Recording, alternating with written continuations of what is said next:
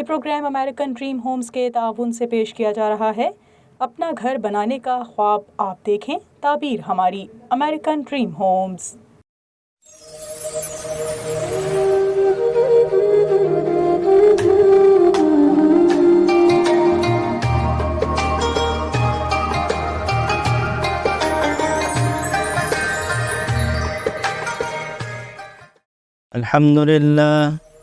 الحمد لله نحمده ونستعينه ونستغفره ونؤمن به ونتوكل عليه ونعوذ بالله من شرور أنفسنا ومن سيئات أعمالنا من يهده الله فلا مضل له ومن يضلله فلا هادي له ونشهد أن لا إله إلا الله وحده لا شريك له ونشهد أن سيدنا ونبينا ومولانا محمدا عبده ورسوله صلى الله تعالى عليه وسلم.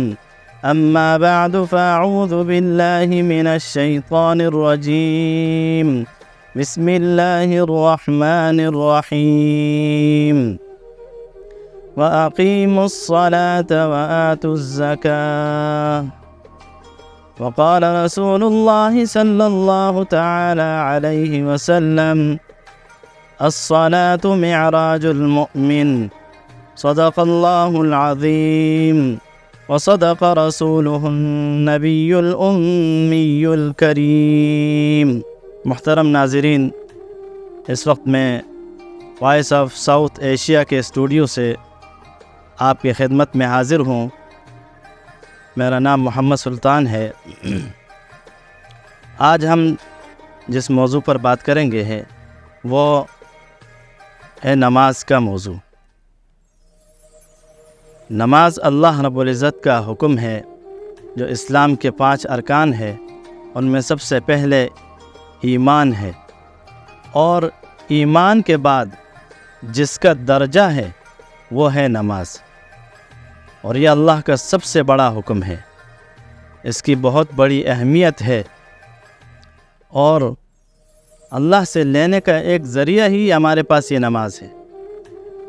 یہ ایک نماز ہی ہمارے پاس ایک ایسا ذریعہ ہے کہ جس کے ذریعے سے ہم اللہ رب العزت کو راضی کر کے اللہ تعالیٰ سے اپنے بہت سارے معاملات ہم طے کر سکتے ہیں، اپنے بگڑے کام اللہ تعالیٰ سے بنوا سکتے ہیں۔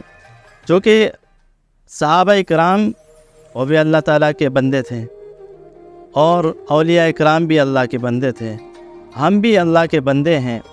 تو صحابہ اکرام 2 رکعت نماز پڑھ کر وہ اپنی حاجت اللہ تعالیٰ سے پوری کروا سکتے تھے۔ تو اس وقت بھی یہی آسمان تھا اور یہی زمین تھی، اس وقت بھی سورج کے اندر یہی تپش تھی، آج بھی وہی سورج ہے، اس کے اندر وہی تپش ہے۔ اس وقت بھی چاند کے اندر وہی چاندنی تھی، آج بھی وہی چاند ہے، اس کے اندر بھی وہی چاندنی ہے۔ اس وقت بھی ستاروں میں چمک تھی، آج بھی ان ستاروں میں وہی چمک ہے۔ اس وقت بھی آگ میں جلانے کی صفت تھی، آج بھی اس آگ میں جلانے کی صفت موجود ہے۔ اس وقت بھی برف کے اندر ٹھنڈک تھی، آج بھی اس برف میں ٹھنڈک پائی جاتی ہے۔ لیکن اس وقت جو صحابہ کرام کے ایمان میں اتنی طاقت تھی کہ وہ 2 رکعت پڑھ کر اللہ تعالیٰ سے اپنے کام پورے کرواتے تھے۔ آج ہمارا ایمان اس درجے کا نہیں رہا کہ جس طرح وہ اللہ تعالیٰ سے اپنے بگڑے کام اللہ تعالیٰ سے بنواتے تھے، ہمارے پاس وہ طاقت ہمارے ایمان میں نہیں رہی۔ وجہ اس کی یہ ہے کہ ہمارا یقین کمزور ہے۔ ہمارا یقین مضبوط ہو جائے، ہمارا ایمان اس درجے کا تو نہیں ہو سکتا، لیکن اس کے مثل قریب تو ہو سکتا ہے، لیکن اس کے لیے کیا ہے کہ ہمیں ان باتوں کا یقین اپنے دل میں بٹھانا ہوگا کہ نماز ایک ایسا راستہ ہے، ایک ایسی چیز ہے کہ جس کے ذریعے سے بہت سارے بگڑے کام بن جاتے ہیں۔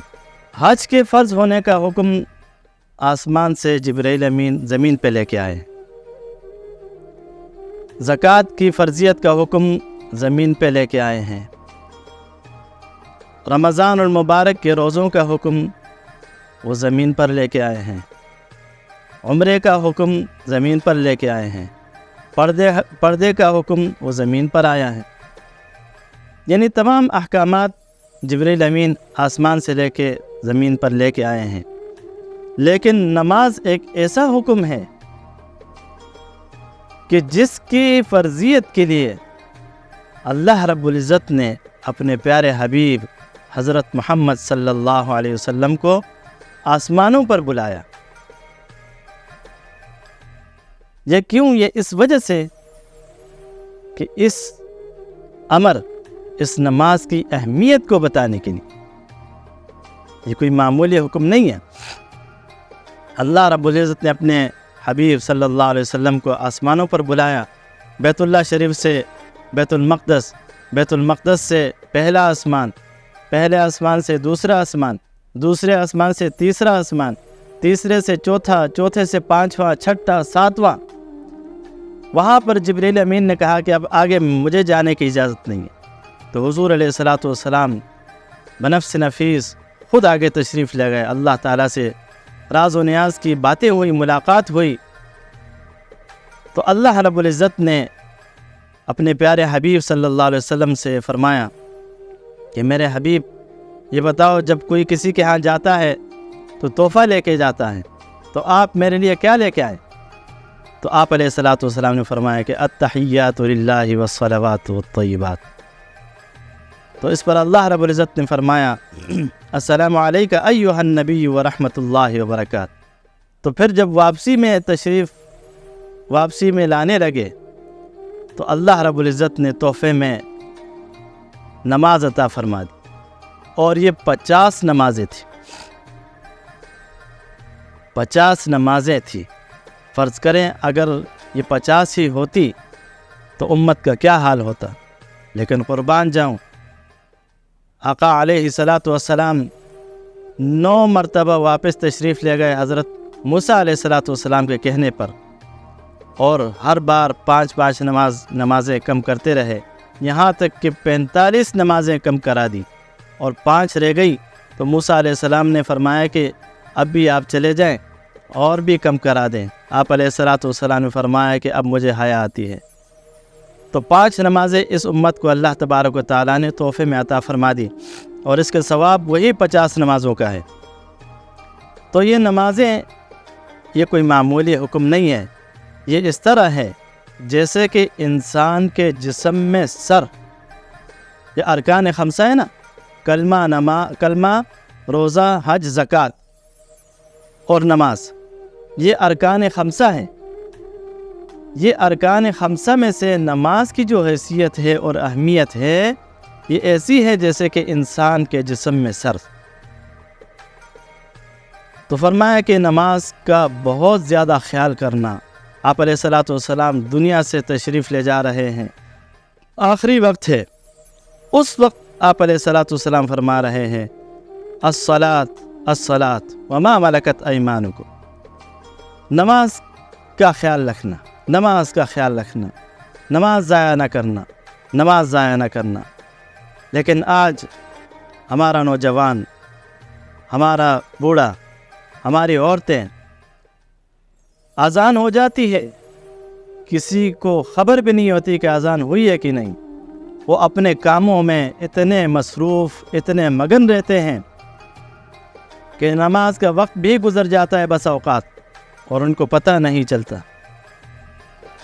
کتنے لوگ ایسے ہیں کہ نماز کے وقت میں کوئی کاروبار میں مصروف ہے، کوئی ڈرائیونگ میں مصروف ہے، کوئی کس کام میں مصروف ہے، کوئی کھیل کود میں مصروف ہے، کوئی تماشے میں مصروف ہے، لیکن نماز کی فکر کسی کو ہوتی ہے، وہ بہت کم۔ حالانکہ یہ اللہ کا حکم ہے، جیسے ہی اللہ اکبر ہو جائے تو جتنے بھی کام ہو، جتنا اہم کام ہو، اس کو آدمی سائڈ پہ کر دے، اور سب سے پہلے اللہ کے حکم کو لبیک کہے، پہلے نماز پڑھے، اس کے بعد چاہے جو بھی کرے۔ اللہ تعالیٰ کا حکم ہے کہ نماز کو پورا کرو، اس کے بعد اپنے کام کاج کو پورا کرو۔ تو نماز کا حکم سب سے مقدم ہے۔ نماز ایک واحد ذریعہ ہے اللہ سے لینے کا۔ اور نماز جو ہے آپ علیہ الصلوۃ والسلام نے فرمایا کہ معراج المومن، یہ ایمان والے کی معراج ہے، اللہ تعالیٰ تک پہنچنے کا ذریعہ ہے۔ اور ایک روایت میں ہے، حضرت ابو ہریرہ رضی اللہ تعالیٰ عنہ فرماتے ہیں کہ میں نے نبی کریم صلی اللہ علیہ وسلم سے سنا، وہ فرماتے ہیں کہ نبی کریم صلی اللہ علیہ وسلم نے ارشاد فرمایا کہ کیا کسی شخص کے دروازے پر ایک نہر ہو، پانی کی نہر ہو، اور وہ شخص روزانہ اس نہر میں 5 مرتبہ نہاتا ہو، تو میرے صحابہ یہ بتاؤ کیا اس شخص کے جسم پر کوئی میل کچیل باقی رہے گی؟ تو صحابہ اکرام نے عرض کیا کہ یا رسول اللہ، اس کے جسم پر کوئی میل کچیل باقی نہیں رہے گی۔ تو آپ علیہ الصلوۃ والسلام نے فرمایا یہی مثال ان 5 نمازوں کا ہے کہ جب آدمی ان کو ادا کرتا ہے تو اللہ تعالیٰ ان کے تمام گناہوں کو معاف کر دیتا ہے اور ختم کر دیتا ہے، ان کے گناہ جڑ جاتے ہیں۔ نماز کے ذریعے سے جب آدمی وضو کرتا ہے نا، تو وضو کے ذریعے سے اس کے وہ گناہ جڑتے جاتے ہیں، صغیرہ گناہ۔ البتہ کبیرہ گناہوں کے لیے توبہ شرط ہے۔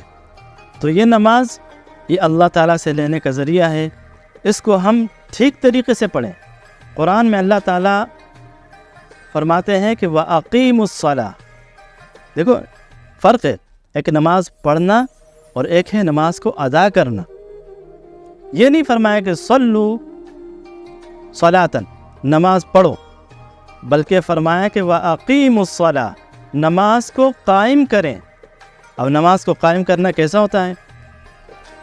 نماز کو ٹھیک طریقے سے، سنت طریقے سے، جو نماز کا سنت طریقہ ہے اس کے مطابق ادا کرنا، اس کا قیام ٹھیک طریقے سے کرنا، رفع دین ٹھیک طریقے سے کرنا، اور قیام ٹھیک طریقے سے کرنا، رکوع ٹھیک طریقے سے کرنا۔ رکوع کے بعد جب اٹھتے ہیں اس کو قومہ کہتے ہیں۔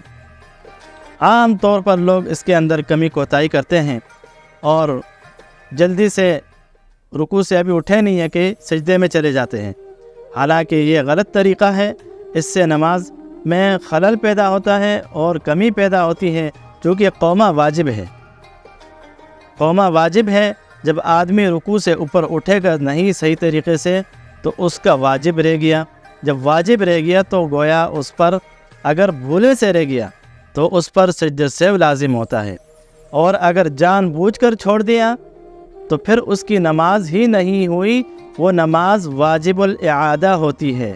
تو اس لیے فرمایا کہ ٹھیک طریقے سے رکوع کر لے، رکوع بھی ایسی ہو کہ آدمی کی کمر بالکل سیدھی ہو، اور جب رکوع سے اٹھے تو بالکل سیدھا کھڑا ہو جائے، اور اس کے بعد سجدے میں جائیں تو اچھی طرح سجدہ کریں۔ پھر سجدے سے جب اٹھے اس کو جلسہ کہتے ہیں، جلسہ بھی اچھی طریقے سے کریں چونکہ وہ بھی واجب ہے۔ اس کے بعد دوسرا سجدہ کریں، اچھے طریقے سے کریں۔ تو اس کے اندر جو الفاظ پڑھے جاتے ہیں، سورہ فاتحہ ہے، اور رکوع کے جو الفاظ ہیں، سجدوں کے جو الفاظ ہیں، اور تشہد اتحیات کے جو الفاظ ہیں، ان کو درست کریں۔ اس کو درست نہیں کریں گے تو معنی بدل جاتا ہے۔ جب معنی بدل جاتا ہے تو انسان کی نماز خطرے میں چلی جاتی ہے، وہ فاسد ہونے کے قریب ہو جاتی ہے۔ تو اس لیے اپنے الفاظ کو بھی ہم ٹھیک کریں۔ جو نماز کے اندر پڑھے جانے والے الفاظ ہیں، اللہ اکبر تکبیر تحریمہ سے لے کر السلام علیکم ورحمۃ اللہ سلام پھیرنے تک جتنے بھی الفاظ ہیں ان کو ہم ٹھیک کریں، ان کو ہم صحیح پڑھنے کی کوشش کریں۔ اس لیے کہ ایک لفظ کو ہم نے اگر اوپر نیچے کر لیا، کسی کا زبر ہم نے زیر بنا دیا اور زیر کو زبر بنا دیا، یا کسی حرف کو نہیں کھینچنا تھا اس کو ہم نے کھینچ لیا، یا کھینچنا تھا اس کو نہیں کھینچا، تو معنی میں تبدیلی آتی ہے، اس کی وجہ سے آدمی کی نماز خراب ہو جاتی ہے۔ تو اس لیے اپنی نماز کو صحیح کریں، اپنی نمازوں کو ٹھیک کریں۔ قیامت کے دن سب سے پہلے نماز کا حکم، نماز کا سوال ہوگا، نماز جانچی جائے گی۔ جس کی نماز ٹھیک نکل آئی اس کے سارے اعمال باقی بھی ٹھیک نکل آئیں گے، اور اگر کسی کی نماز میں کمی کوتاہی رہی تو باقی اعمال بھی اس کے کمی کوتاہی کا شکار ہوں گے۔ جب انسان نماز پڑھتا ہے تو سب سے زیادہ قربت انسان کو وہیں حاصل ہوتی ہے جہاں وہ نماز میں ہوتا ہے، اس لیے کہ نماز میں وہ اللہ تعالیٰ سے باتیں کر رہا ہوتا ہے۔ وہ کہتے ہیں نا کہ اگر کسی نے اللہ سے باتیں کرنی ہو تو وہ نماز پڑھنا شروع کر دے، اور اگر اللہ نے کسی سے بات کرنی ہے تو اس کو چاہیے کہ قرآن کی تلاوت کرے۔ تو اللہ رب العزت ہمیں ان باتوں پہ عمل کی توفیق عطا فرمائے۔ وآخر دعوانا ان الحمد للہ رب العالمین۔